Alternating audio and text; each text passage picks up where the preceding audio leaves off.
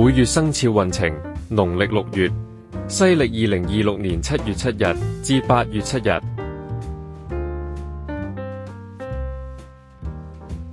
本月仍然是思想學習投資月，雖然你的相沖月已經過去，但本月是你的相穿相害月，人緣運勢並不算特別好，唯與上月相比已經平穩得多了。如果打算在本年進修學習，本月仍然是好時機。秋冬天出生的寒命人，希望在這個沖太歲年作出轉變的話，在今年夏秋兩季實行都是適宜的。今年沖太歲的你來到此月，仍然容易出現小吵小鬧，故本月仍然要好好維繫感情。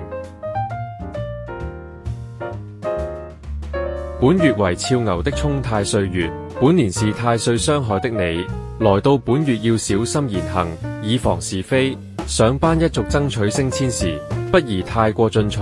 得固然好，爭取不成便隨緣好了。從商自僱的你，本月在爭取名氣地位提升時，免不了會多出席公眾或紅內活動，這必然會增加你惹上小人是非的機會。唯有在本月正東桃花位放一杯水，中宮放粉紅色物件，去旺人緣，化是非。本月為肖牛的相沖月，今年太歲相穿的你，搭加本月相沖，難免會動搖感情運，故本月要好好控制自己情緒。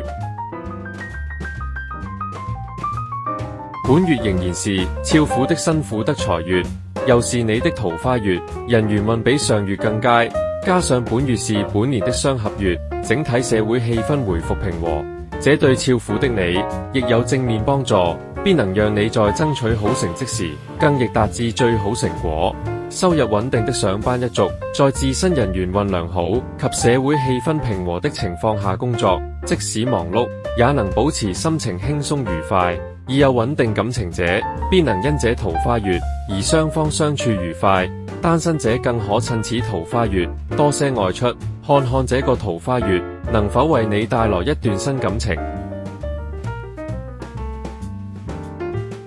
本月仍然是辛苦個人力量得財月，又是肖兔的三合月，本年的相合月，自身人緣運雖然不及上月好，但因本月是本年的相合月，整體社會氣氛回復平和，讓肖兔的你也能受惠，仍然可以盡全力去爭取好成績。這不論對收入不穩的從商自僱者，或收入穩定的上班一族，都有正面幫助。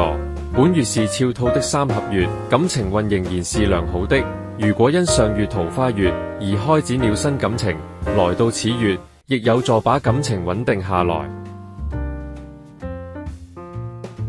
本月仍然是權力地位提升月，上班一族可以繼續努力爭取升遷，從商自僱者亦可趁此月提升自己在行內的名聲，長遠而言必有助事業運提升。雖然肖龍的你本月並非桃花或相合生肖，自身人緣運只是一般，但本月為本年的相合月，整體社會氣氛回復平和，相信肖龍的你也能受惠。本年的犯太歲月已經過去，感情運都回復平和，唯本月並非肖龍的桃花月，對單身者幫助不大。